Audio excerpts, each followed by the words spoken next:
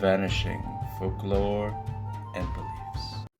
The Duergar, from English Folklore and Legends, public domain reading, circa 1890. The following encounters with the Duergar, a species of mischievous elves, are said to have taken place on Simonside Hills, a mountainous district between Rothbury and Eldeston in Northumberland. A person well acquainted with the locality went out one night to amuse himself with the pranks of these mysterious beings. When he had wandered a considerable time, he shouted loudly, "Tint! Tint!"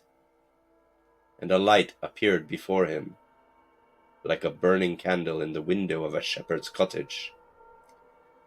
Thither, and with great caution, he bent his steps, and speedily approached a deep slough, from whence a quantity of moss or peat had been excavated, and which was now filled with mud and water. Into this he threw a piece of turf, which he raised at his feet, and when the sound of the splash echoed throughout the surrounding stillness, the decoying light was extinguished. The adventurer retraced his steps, overjoyed at his dexterity in outwitting the fiendish imps, and in a moment of exultation, as if he had held all the powers of darkness in defiance, he again cried to the full extent of his voice, "Tint! Tint!" His egotism subsided, however, more quickly than it arose, when he observed three of the little creatures, with hideous visages, approach him, carrying torches in their diminutive hands, as if they wished to inspect the figure of their enemy. He now betook himself to the speed of his heels for safety, but found that an innumerable multitude of the same species were gathering around him, each with a torch in one hand and a short club in the other. They brandished the clubs with such gestures as if they were resolved to oppose his flight and drive him back into the morass. Like a knight of the Romance period, he charged with his oaken staff the foremost of his foes, striking them, as it seemed, to the earth, for they disappeared. But his offensive weapon encountered in its descent no substance of flesh or bone, and beyond its sweep the elves appeared to augment both in size and number. On witnessing so much of the unearthly, his heart failed him. He sank down in a state of stupor, nor was he himself again till the grey light of the morning dispersed his unhallowed opponents, and revealed before him the direct way to his own dwelling.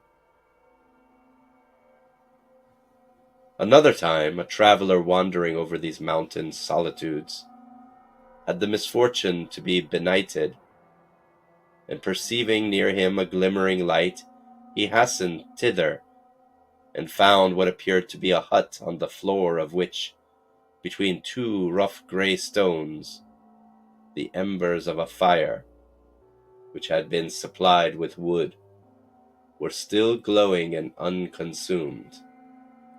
He entered, and the impression on his mind was that the place had been deserted an hour or two previously by gypsies, for on one side lay a couple of old gateposts, ready to be split up for fuel, and a quantity of refuse, brushwood, such as left from besom making, which was strewn upon the floor.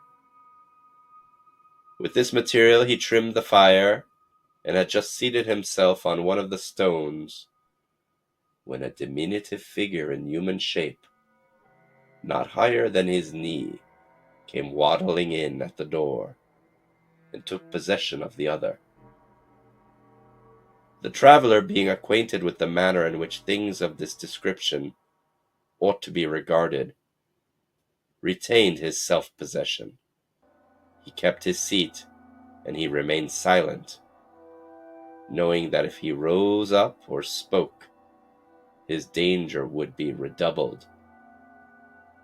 And as the flame blazed up, he examined minutely the hollow eyes, the stern, vindictive features, and the short, strong limbs of the visitor before him.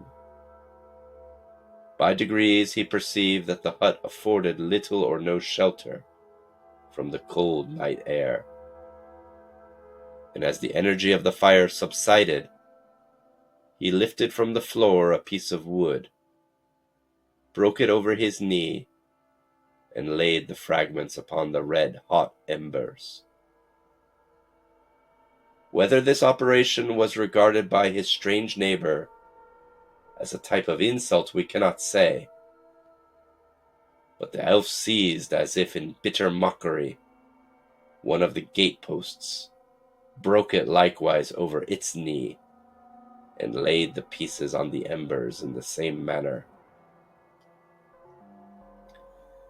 The other, having no wish to witness a further display of such marvellous agency, thenceforth permitted the fire to die away, and kept his position in darkness and silence, till the fair dawn of returning day made him aware of the extreme danger to which he had been exposed.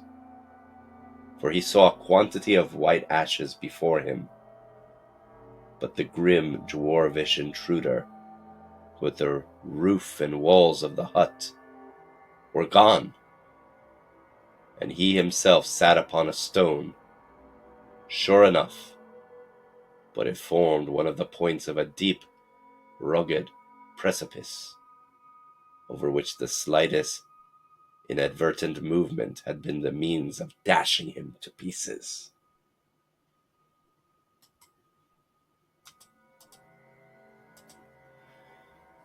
If you enjoyed this folklore, please take a moment and subscribe to the channel. A new story is added daily. Thank you very much for listening.